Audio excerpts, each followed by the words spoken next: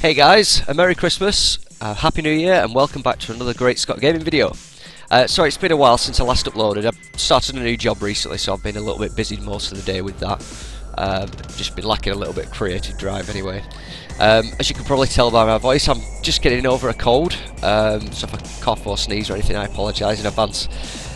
So I thought I'd take this chance to upload a video about just regarding that single-staged orbit idea I spoke about in my last video. As well as kind of showcase this thing, which I'm failing miserably at keeping level, because as you can see, my SAS isn't on. I've just switched it on now, so there we go, and it starts to behave basically. Yeah, I think at this point I actually decide to, in fact, yeah, right, just here, I just decide to, yeah, just sod it. I'll start the flight again, and yeah, so yeah, I hope you guys have had a good Christmas. Yeah, mine's been good as well. It's in family, and yeah, had a good meal round at my mum's house, so it's all good. So anyway, once we've loaded back up, we can see it's pretty much made from well, it's completely made from stock parts, and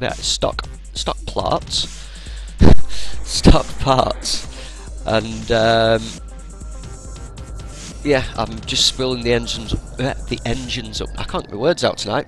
Just spooling the engines up now, and as you can see, it's about to lift off. Yeah, you can see it lifting. There we go. So a much more controllable spacecraft. Yeah, it has got a lot of reaction wheels on it as well, which makes it a heck of a lot more stable. Just spam the spam the SAS wheels and spam the air intakes, as you can see. So yeah, the flight plan for this sort of aircraft, it's to vertically, as close to vertical as possible, climb till we've got an altitude of about 10 to 11 kilometers. Then what we're going to do is we're going to activate the sort of single central rear engine, the air-breathing engine in the middle there, and shortly after that kill our lifting engines. Not literally, but yeah, kill the thrust on them. You knew what I meant. We'll then basically just burn on that one single rear sort of air-breathing engine until we're at around sort of 60 kilometers. Then what we're going to do is switch to the rocket engines on either wing or on either side of the plane, mounted bilaterally, to perform our orbital burn and yeah, and the relative sort of corrections. Interestingly, in real life, the Harrier jump jet, which I was sort of putting, you know, this into sort of perspective with, it wouldn't have actually been able to do this in that it wouldn't have actually been able to get to orbit. Although it had sort of the capabilities of taking off and landing vertically, it could only travel at sort of subsonic speeds, so slower than the speed of sound. So I mean, this is capable of travelling several times faster than the speed of sound. So yeah, so just having another look at this thing, I'll just explain how it works. Literally, there's a single fuel tank. It's an LFO, so it's got liquid fuel and oxygen oxidizer. That's kind of the centre of the sort of craft. You've got just a Mark 1 cockpit on. 3 tail fins, 2 to act as wings, 1 to actually act as a tail fin. Some stabilisers up the front, and yeah, the vertical lifting engines are literally slap bang on where the centre of mass is. And then at the back, I've just added 2 SAS wheels, mounted sort of in the same orientation as the fuel tank, if you know what I mean. And then just mounted these rocket engines on. Yeah, and the fuel transfers brilliantly, and you know, a few struts here and there, a bit of RCS on it, and yes, we've got something that's very, very lightweight, very manoeuvrable, and it's capable of getting to orbit.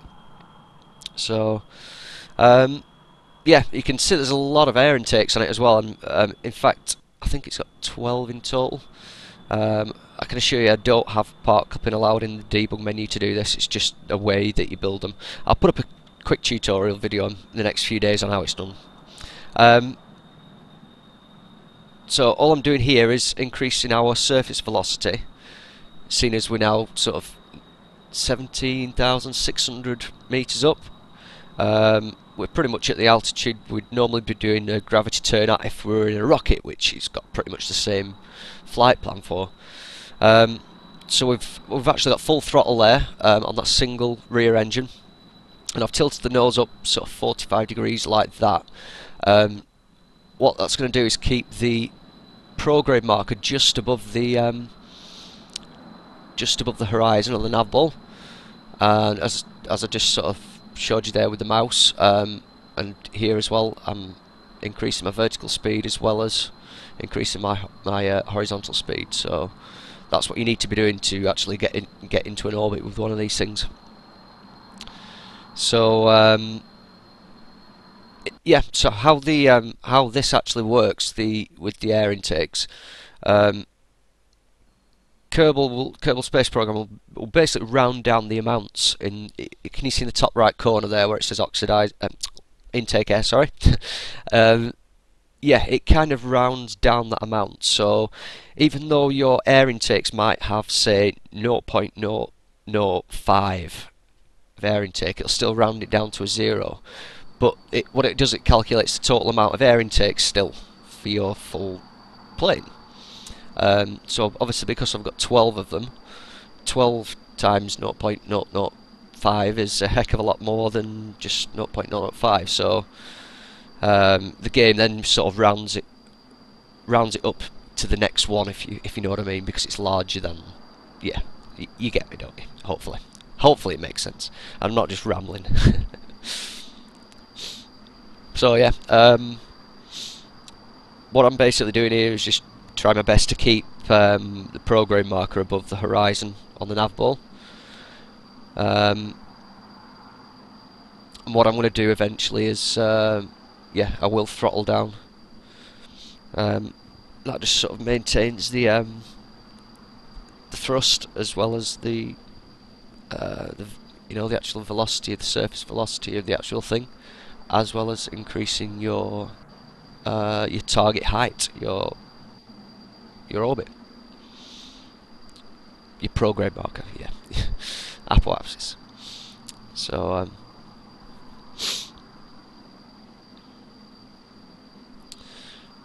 yeah, I'm still at full throttle here, but even so, I'm still absolutely rocketing up with my surface velocity. You can see the air intakes, they're down to, I can't read that number, sorry, they're down to a smallish number. It's still registering a green part in the actual gauge light, but yeah, I cannot read the number for love nor money, because I'm editing. I'm actually doing the commentary, post commentary. I don't know if you could tell, but there we go. It's a little bit more to think about. Anyway, so yeah, I've now brought my my throttle right down, throttled right back, and you can see that literally my air intakes have run out. I think pretty much. But yeah, I'm still increasing my surface velocity, well, actually orbital velocity, and yeah, still pushing up the apoapsis. So basically, all I'm going to do that is push that up to the I think it's an ascending node that I'm approaching, or the apoapsis is approaching. Just so what all we need to do then is really perform our orbital burn, as well as perform sort of the inclination change for our target. So yeah, so we're just basically pushing that up, and I think I do a bit of time warping now, or do I? No. Oh yeah, we're just using the jet engine, the rocket engine, sorry, to push the apoapsis up, I actually overburn a little bit, so I have to do a bit of a flip over and do a retrograde burn just to bring that apoapsis down on top of the ascending node. So yeah, here I'm pretty much just setting up the maneuver, pointing towards the target, well, the maneuver node, if you will, the target of the maneuver node. So yeah, you might be thinking now, well, what's the target that we're going to? Well, I've actually put the beginnings of a bit of a space station into sort of a 100-kilometer orbit. So what we're going to do is we're going to perform the rendezvous maneuvers and then dock with it. As I said previously, what I aim to do is develop this shuttle that I'm flying now, and use it to transport sort of all manner of things to the planets and moons and stuff.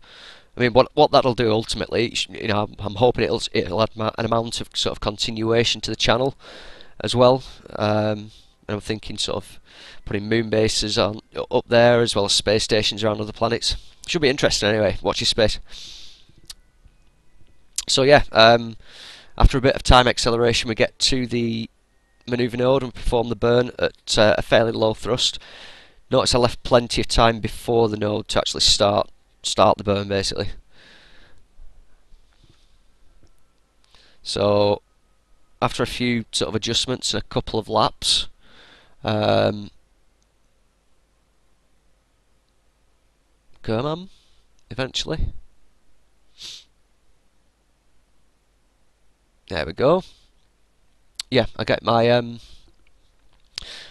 closest approach marker within a couple of kilometers, so all good. So just so I know how much time I've got, what I usually do is put a maneuver node down on the closest approach marker, just so that I can time warp round and still be fairly safe. So target,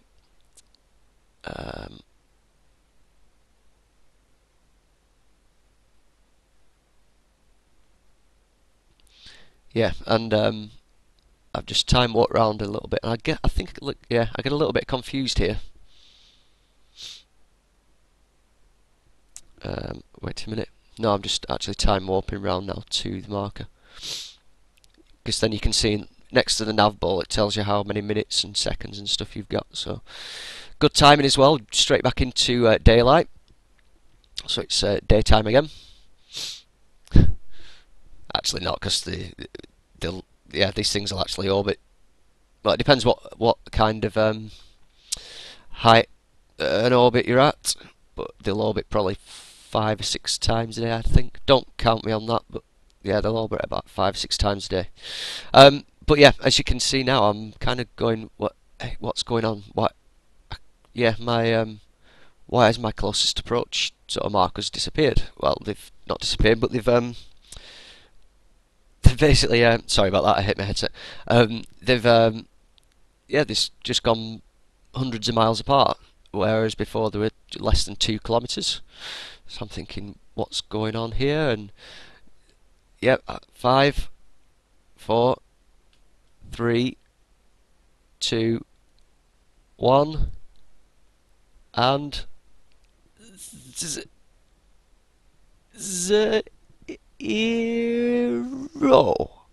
There we go.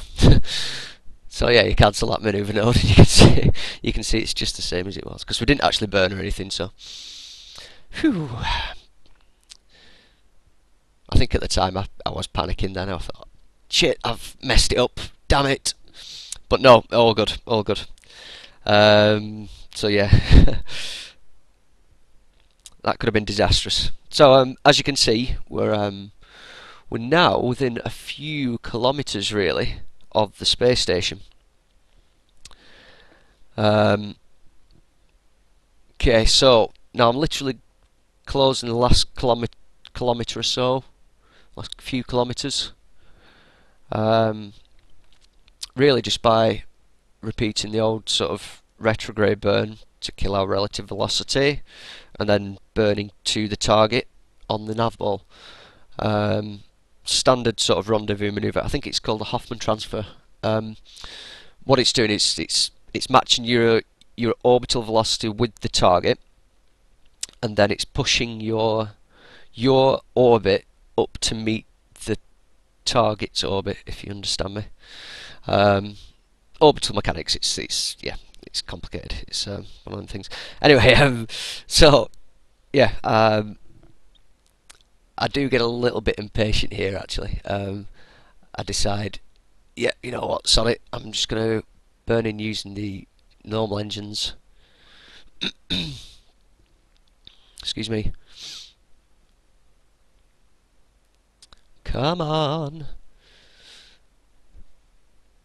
So this is one of the problems with doing post commentary, sort of voiceover. It's you write sort of a script, but you've got to keep to your timings, and it's like you've got sort of timing markers you've got to keep to, so it's a little bit more difficult. Um, well, I suppose there's pros and cons for doing sort of live commentary and also doing, you know, post commentary. Post commentary, you can literally write a script and yeah, and just script it really. So yeah, as you can see, I'm a little bit impatient here, and I do come actually absolutely screaming in on this thing.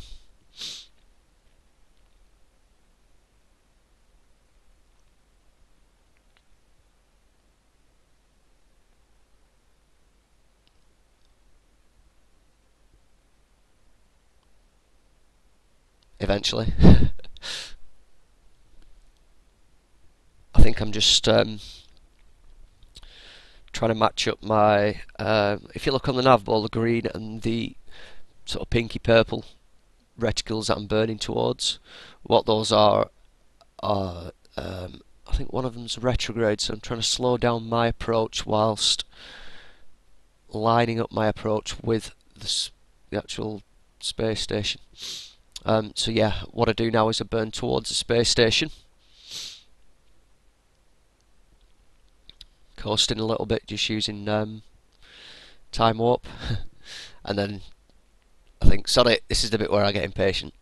So yeah, I just burn on my normal engines, my jet engine, my rocket engine. Sorry, press the cockpit view key by mistake, and yeah, here I go. Oh dear, I'm going a little bit fast here. Get ready to do the slow down burn. So yeah, fire the engines up, I think. Oh yeah, bit more, bit. Yeah, quick, Scott. No, you're going too fast. It's going too fast. Quick, stop, stop, stop. Excuse me.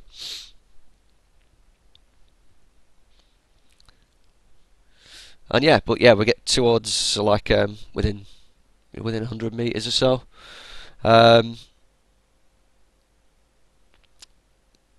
So yeah, now it's time for kind of the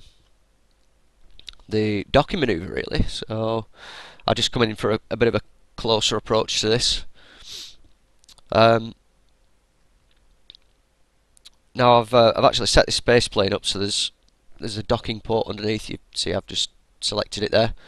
So I thought what I could do is control the actual, you know, the ship from there, and just basically slide it in for the docking.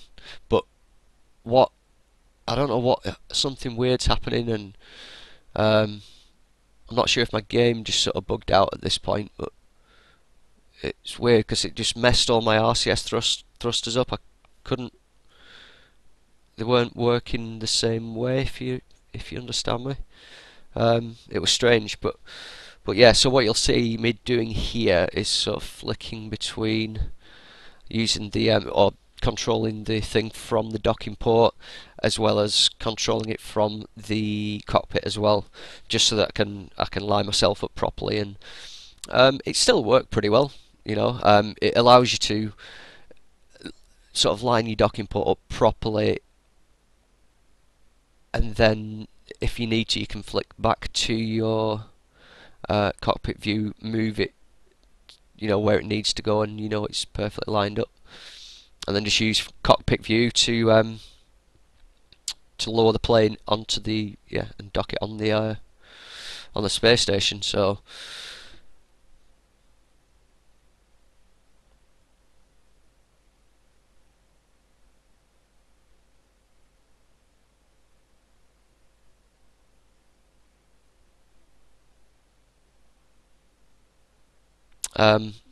as I said before, my aim with this shuttle is to sort of develop it into a spacecraft that could sort of fly from orbit, travel to sort of the other planets and the other moons as well.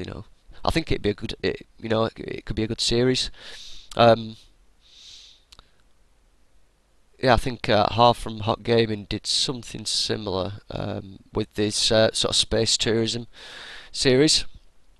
And I think the the space race is on now. I think how many planets can we get colonized? Who can do it faster?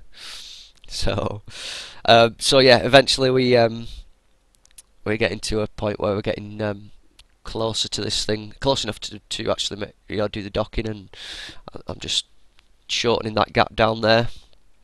Eventually though, unfortunately I didn't record the docking, and I can assure you I did dock it myself, but I had a few problems with the RCS, so I had to quit Fraps and restart the game, and but I forgot to record the actual docking. But there we go, it is actually docked onto the space station. This is the beginnings of the space station anyway. This at the back here is an escape pod, RCS in there, and just a small tank with 4 boosters on there. I've got 4 orange fuel tanks there, which eventually will be full of fuel. Yeah, just a long sort of gantry with just some small. At the minute, I've got some small solar arrays on there, but I aim to put some bigger ones on. So yeah, I hope you enjoyed the video. That's me. So yeah, if you did enjoy the video, please hit the like button, please share and subscribe, and I shall see you soon. Bye.